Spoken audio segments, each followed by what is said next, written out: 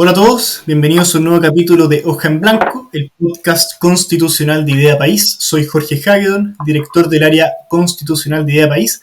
En este capítulo hablaremos acerca de los principios constitucionales y hoy nos acompaña un gran invitado, Matías Petersen, quien es doctor en Economía Política por el King's College de Londres y magíster en Filosofía por la Universidad de los Andes. También es profesor y director del programa de Magíster en Estudios Públicos de la Universidad de los Andes. Además es miembro del Consejo Asesor del área constitucional de Idea País. ¿Cómo estás, Matías? Un gusto saludarte. Muy bien, Jorge, gracias. Muy bien, gracias por la invitación. Gracias a ti, Matías. Bueno, como contexto de esta discusión, es conocido ya el debate acerca de los principios constitucionales o las normas inspiradoras de la Constitución, en buena medida atomizado por la caracterización del Estado. Es común de ver los discursos de candidatos o constitucionalistas haciendo alusión al Estado subsidiario de la Constitución de 1980. Y para una nueva Constitución se habla de un Estado solidario, un Estado social de derechos, entre otras alusiones también. Así como también ha sido común en ciertos discursos hacer alusión a una Constitución feminista, una Constitución liberal, una Constitución mínima, una serie de apellidos en la discusión pública. Entonces parece ser necesario despejar este asunto. ¿Qué significan estos principios? ¿Tienen alguna importancia, digamos, material en la Constitución y también en las leyes? Sí, es muy buena la pregunta. En parte es difícil de responderla porque, en cierto sentido, los principios son ineludibles a la hora de redactar cualquier tipo de regla general de juego, ¿no? La Constitución es un documento muy importante y no solo porque son las reglas generales del juego democrático, digámoslo así, en cualquier nación, sino que además porque imprime cierto carácter a esa nación. Si las constituciones de algún modo configuran un modo de vida y de algún modo intentan de hecho influir en ese sentido en la vida de las personas. Pero también es cierto que al mismo tiempo, y este es el desafío, ¿no? En sociedades heterogéneas como las nuestras, donde, en fin, Chile ha cambiado mucho en los últimos 20, 30 años, entonces no podemos pretender que somos una sociedad homogénea, cohesionada en torno a ciertos principios e ideales, etcétera. Y por lo tanto, en una sociedad homogénea como la nuestra, tenemos que entender esa Constitución en clave más bien de reglas que permiten que coexistamos pacíficamente y que, sin embargo, salvaguarden ciertos bienes que nos parecen fundamentales, aun cuando podamos discrepar sobre cuáles son esos bienes. Lo importante es no dejar cerrada la puerta a que podamos discutir sobre efectivamente cuáles son esos bienes que debiesen ser custodiados por la Constitución. Y en ese sentido, la idea de constituciones con apellido puede ser interesante, al menos desde el punto de vista ideológico, sobre cómo ciertos principios pueden influir o no el debate constitucional. Eso es perfectamente legítimo, pero a veces también puede ser peligroso en la medida en que se busca, ¿no es cierto? A veces, por ejemplo, la Constitución, el debate sobre Estado subsidiario versus Estado solidario, a veces puede ser interpretado, y este sería el riesgo, como sigue, ¿no? Que es que parece ser que la Constitución del 80 imprimía un cierto modelo económico al país y ahora vamos a tener que imprimir un modelo económico distinto. Cuando en realidad las instituciones políticas y económicas, al menos en términos del rol del Estado, el rol del mercado, el rol de la sociedad civil, etcétera, debiese ser parte de la discusión política propiamente tal y no de las reglas del juego bajo las cuales se da esa discusión. No sé si me explico. Sí, perfecto. A propósito de eso mismo, muchos han hablado del manoseado concepto de la subsidiariedad en la Constitución actual. Yo he visto también que tú has escrito acerca de esto. Entonces, hay cierta parte de la izquierda que lo ha entendido como sinónimo de un Estado ausente, mientras parte de la centro-derecha cree que se ha malinterpretado este principio. ¿Qué opinión te merece este debate? Y si crees también que este principio se debiera mantener en la próxima Constitución, y a mayor ahondamiento, ¿qué está en juego cuando se señala que deberíamos abandonar el principio de subsidiariedad en la nueva Constitución? Sí, de nuevo esa pregunta es muy buena y tiene una historia larga, ¿no? Porque en el fondo hay dos cosas, ¿no? Por un lado está el modo en que la derecha chilena ha interpretado históricamente la noción de subsidiariedad. Subsidiariedad tiene unos orígenes mucho más ancestrales, digámoslo así, que el modo concreto en el que se interpretó en Chile a partir de los 80 y 90, que tenía una interpretación inspirada por cierta tradición de pensamiento económico, según la cual, ¿no es cierto?, determinados bienes no podían ser provistos de manera eficiente por el Estado, pero en todo lo demás, y esos bienes era importante que el Estado tuviera un rol, y ese rol era subsidiario justo en la medida en que todos los demás bienes de la vida social eran en principio factibles de ser provistos o que estuviesen disponibles para la comunidad con mecanismos de interacción meramente privada. Y entonces, sin ahondar demasiado en esa historia, que habría que hacer una serie de matices para explicar esa afirmación previa que hice, no es neutra, digámoslo así, la noción de subsidiariedad que tenía en la cabeza el mismo Jaime Guzmán y parte importante de los herederos del pensamiento de Jaime Guzmán. Pero por otro lado, también es cierto que la misma noción de el papel del Estado, el papel del mercado en la vida social, puede ser interpretada de manera muy equívoca. Cuando yo digo que el principio de subsidiariedad, si alguien dijera, ¿no es cierto?, que el principio de subsidiariedad debe ser eliminado de la Constitución, eso puede significar muchas cosas distintas. Y de hecho lo ha significado en la historia, porque más que importe, el principio mismo y el modo en que está estipulado en la Constitución, va a ser crucial si es que hay algo así como un tribunal constitucional o algún mecanismo de contrapeso similar. Lo que va a importar es cómo ese mecanismo interprete lo que aparece escrito en la Constitución, porque va a depender mucho de eso. Y de hecho, si uno mira los fallos, ¿no es cierto?, del tribunal a partir de los años de mediados de los 80 en adelante, uno ve interpretaciones distintas del principio de subsidiariedad.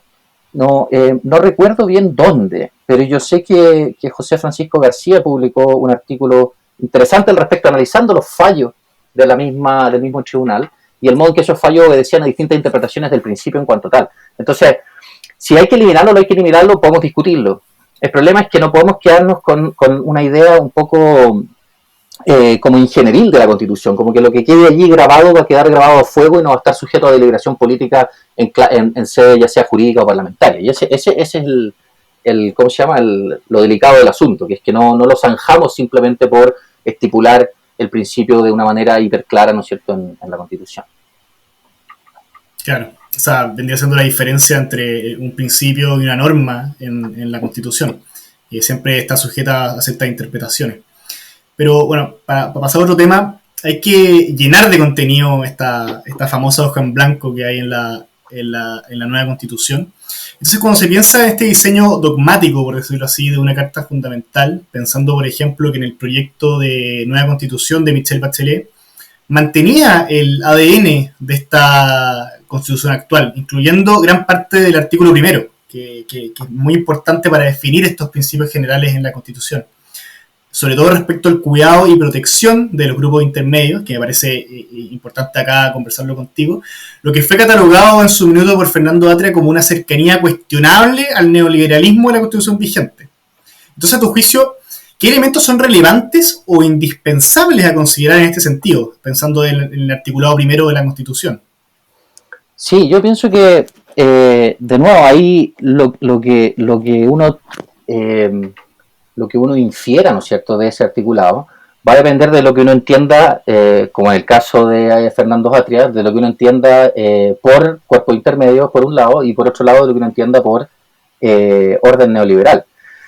Y claro, si uno tiene una visión un poco esquemática, digámoslo así, según la cual el orden neoliberal es como una especie de fórmula que obedece a ciertos mecanismos de mercado asegurados por cierto aparato, no cierto estatal, claro, puede ser que uno pueda hacer cuadrar la defensa de la autonomía de los cuerpos intermedios con ese esquema, pero referirse a la autonomía de los cuerpos intermedios tiene varias interpretaciones y hay varias tradiciones de pensamiento al respecto. Entonces, en ese sentido, a mí, que en lo personal me parece que es fundamental que ese aspecto esté presente en la nueva Constitución.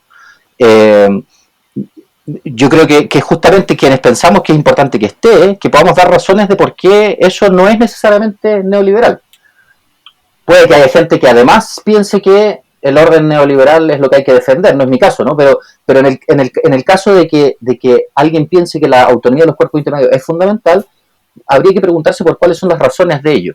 Y entonces una de ellas tiene que ver con lo que comentábamos al principio, porque es que en una sociedad en la que hay divergencia respecto de nociones de lo que es una vida buena y hay cierta heterogeneidad en términos de los grandes proyectos de vida de las personas, es deseable al menos que la comunidad las comunidades más reales y que tienen más contacto directo, ¿no es cierto?, con la ciudadanía en general, sean ellas mismas las que sean capaces de ir configurando esos proyectos de vida. Y ojo que esto tiene una cosa que puede ser interpretada en clave liberal o en clave más bien clásica. En clave liberal es el Estado no intervenga allí donde la libre subjetividad de los agentes pueden definir qué es lo bueno y qué es lo malo y qué es lo que les conviene y qué es lo que no. Yo me refiero a un matiz levemente distinto, o quizás no tan levemente, pero bien distinto diría yo en realidad, que tiene que ver con que de modo natural, ¿no es cierto?, es en sede local, en la familia, en el barrio, en el colegio, en el municipio, etcétera, donde es posible contribuir al bien común, deliberando políticamente en conjunto sobre bienes que a todos nos afectan, más que de manera hipercentralizada. ¿Por qué digo esto? Porque esa autonomía no es meramente falta de límite a la subjetividad individual, sino que es real, sentido de realismo respecto de cuáles son los espacios políticos donde puede haber una deliberación política más genuina, dadas las diferencias que tenemos, ¿no? Y entonces, en ese sentido, ahí hay una, entre otras, razones, podríamos decirlo así, ahí hay una razón no neoliberal por la cual la autonomía de los cuerpos intermedios puede ser importante. Claro. Y al final ese debate que es perfectamente analogable a lo que se discute o lo que podríamos perder en el fondo por sacar la subsidiariedad de la Constitución, pese a que los principios son interpretables, también se juega, por ejemplo, ciertas nociones como el derecho a la educación. ¿Qué pasa, por ejemplo, con el derecho, digamos, preponderante de los padres a educar a sus hijos? ¿Cómo juegan entonces efectivamente y cómo se puede plasmar este principio o, digamos, más allá del principio de subsidiariedad, entendernos como lo entendamos, sino que cómo juega esta autonomía de los cuerpos intermedios en el resto del marco jurídico que puede haber en esta nueva forma de entendernos, en esta nueva constitución? Sí, claro, es de nuevo lo mismo, creo yo, ¿no? Es clave, el ejemplo de educación es muy bueno porque para cierta izquierda el problema de la educación, el problema histórico de la educación en Chile es un excesivo descanso o esperanza en que las fuerzas de mercado van a regular la provisión educacional de manera adecuada.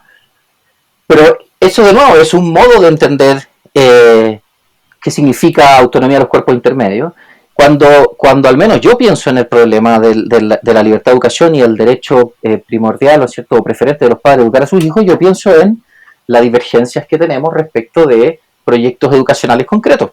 O sea, si es que en esta Constitución queremos establecer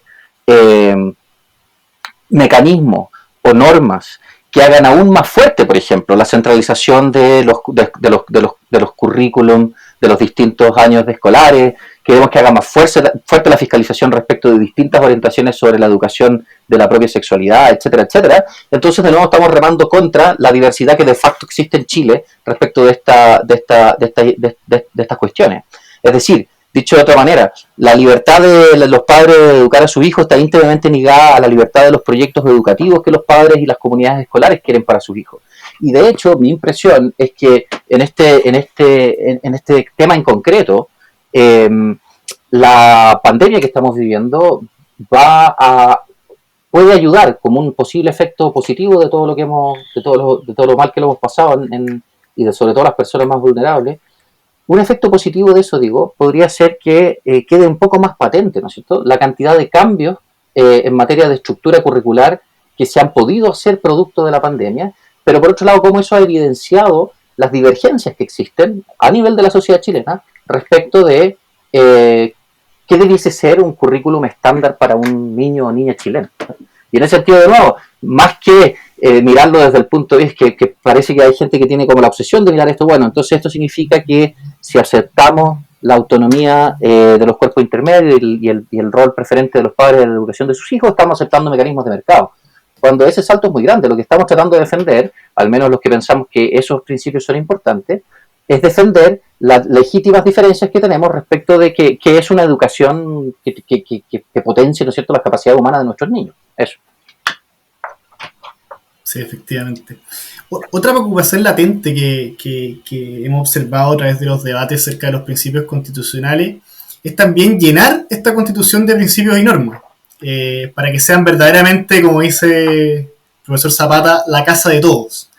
Y en palabras de Sebastián Soto, en su libro de La hora de la reconstitución, él dice, el quórum, más que limitar la incorporación de principios a la Constitución, posiblemente sea un aliciente. Por ejemplo, yo incorporo mis principios, tú los tuyos, y juntos alcanzamos los 2/3. Entonces, ¿qué pasaría con nuestro ordenamiento jurídico en este caso? Que es muy probable, digamos. ¿No estaríamos a veces como intentando con esta posición cuadrar un círculo de repente, incluyendo una constitución feminista, subsidiaria, solidaria, un Estado social de derecho? Al final llenar esta constitución de contenido puede incluso terminar siendo una constitución que no tiene principio. Sí, ese es un muy buen punto. Yo tiendo a coincidir contigo en que es complejo el asunto. Hay un tema que algunos que en algunos sectores se discute, ¿no es cierto? Sobre todo los de raigambre más liberal en el sentido americano del término, ¿no es cierto? Que es esta idea del filósofo John Rawls, según la cual es posible en una sociedad con divergencias como la nuestra llegar a una especie de, él lo llama una especie de overlapping consensus, ¿no es cierto? Un consenso solapado entre distintas tradiciones rivales de culturales y de pensamiento. Y si bien es cierto, eso puede que sea posible, lo que más facilita ese consenso va a ser reglas bastante mínimas. Y entonces por ahí se llega a la conclusión, que yo en parte comparto, pero no por las mismas razones, de que lo más viable, independiente si es lo más deseable en términos abstractos, pero en términos concretos, dada la situación en la que nos encontramos como sociedad, lo más esperable, ¿no es cierto?, es que surja una constitución más bien de mínimos, que una constitución que intente cuadrar un sinfín de principios que a priori parecen ser más o menos incompatibles. Sí, así parece. Es interesante ese punto y me gustaría que ahondáramos en eso. ¿Por qué, por ejemplo, alguien de tu tradición, de pensamiento quizás más clásica, llega a esa misma conclusión que un liberal igualitario como Rawls? Sí, es interesante. Lo que pasa es que yo creo que en Rawls se da una mezcla rara de atención a experiencias muy concretas y muy reales, mezclado con ciertos prejuicios propios de la tradición a la que él pertenece.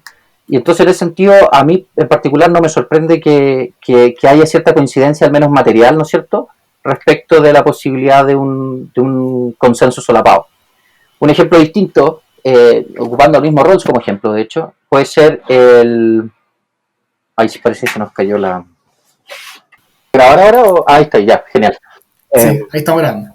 No, te decía que en el caso de Rawls no me parece que sea tan sorprendente la convergencia material respecto de ciertos principios. Un ejemplo distinto que también involucra a Rawls es este. Rawls piensa que, por ejemplo, los modelos económicos más compatibles con su teoría de la justicia son el socialismo de mercado, por un lado, y lo que él llama una sociedad de propietarios, por otra, ¿no? Y cuando emplea el término sociedad de propietarios, lo refiere a un ministro escocés, ¿no es cierto?, que a su vez, ese ministro escocés del siglo XIX, de mediados del XX, lo refiere a Belloc. Hilaire Belloc, famoso católico inglés, amigo de Chesterton, y su idea, ¿no es cierto?, de democracia de propietarios. Toda la tradición como distributista, ¿no es cierto?, en la tradición social cristiana, bebe de esa fuente. Y curiosamente, por caminos muy distintos, Rawls llega a afirmar que uno de los órdenes económicos que le parece más compatible con su teoría de la justicia es justamente aquel defendido por el señor Hilaire Belloc como el católico inglés de la primera mitad del 20, ¿no? Entonces en ese sentido ahí hay otro ejemplo interesante de cómo materialmente pueden converger tradiciones distintas sobre un mismo ordenamiento económico, político, etc. Perfecto.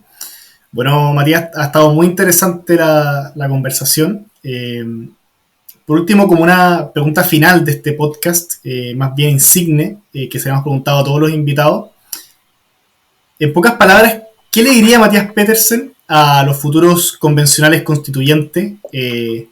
Una especie de recordatorio o algún consejo que le podríamos dar para redactar esta hoja en blanco. Difícil pregunta, no la voy a esquivar, pero es que es difícil en parte porque yo al menos personalmente no me he planteado cómo será el día a día de la convención. Y en ese sentido no me he planteado cómo debiese ser la actitud, ¿no es cierto?, general de un convencional. Dicho eso, es evidente que hay aspectos fundamentales de cualquier deliberación de esta envergadura. O sea, la primera es evidentemente la apertura al diálogo y a la discusión seria, informada, rigurosa, etcétera. Y lo otro es la capacidad que esas personas tengan de efectivamente representar a quienes dicen representar. Porque la gran esperanza de este proceso, y uno puede compartirla como no, pero es un hecho que la esperanza que ha puesto nuestra institucionalidad política en términos generales en este proceso tiene que ver con descomprimir diferencias importantes que tenemos respecto a nuestro modo de vida, y esa descompresión va a ser más real mientras más efectivamente representen cada uno de los miembros de esa convención a quienes dicen representar, ¿no? Eso por un lado. Y por otro, se requiere algo que es bien fácil decirlo, pero es muy difícil realizarlo en la práctica, que es lo que un economista que es de la tradición liberal, pero que en muchos aspectos tiene cosas interesantes, y que yo, en fin, he escrito algo sobre él, de hecho, se llama James Buchanan. Y James Buchanan dice que en la hora de la verdad, la hora de la deliberación constitucional, se requiere una actitud específicamente constitucional. Y esa actitud específicamente constitucional requiere dos cosas. Primero, efectivamente un intento por mirar el bien de todos, es decir, el bien común de la sociedad para la cual se están escribiendo esas reglas futuras. Y por otro lado, no solo esa claridad ya a nivel intelectual, si uno quiere, o profesional, en el caso de los que tengan una expertise en temas constitucionales, sino que además requiere cierta virtud. Porque en el fondo no es simplemente tenerla clara, como se dice, ¿no?, sino que es además actuar en consecuencia a eso. Porque siempre es fácil, o siempre a veces quizás va a ser tentador, sucumbir ante la presión de las posibles elecciones que vengan después de esa constitución, y de cómo quede parado yo como candidato en adelante, de cómo voy a satisfacer a mis grupos de interés, a mis financistas, etcétera, etcétera, ¿no? Evidentemente que eso va a ser parte del razonamiento de cualquier constituyente, porque somos seres humanos y porque esto es la política. Pero si en este caso no se ponen todos los esfuerzos para que esa política sea lo más atenta, digámoslo así, al bien común posible, entonces yo creo que tenemos poca esperanza. Tenemos mal puesta nuestra esperanza en este proceso para sanar las heridas que Chile tiene que sanar. Ese es como lo único que se me ocurre, digámoslo así, respecto de la actitud constitucional en clave James Buchanan. Perfecto. Pese a que te sorprendí con la pregunta, estuvo muy buena la respuesta, así que muchas gracias, Matías. Y bueno, eso sería todo. Te agradezco mucho, Matías, por haber aceptado nuestra invitación, y te dejo muy invitado a revisar también los próximos capítulos de nuestro nuevo podcast constitucional Hoja en Blanco. No, muchas gracias a ti por la invitación, fue un gusto. Muchas gracias, Matías. Chao, chao. Esto fue Hoja en Blanco, podcast de Idea País.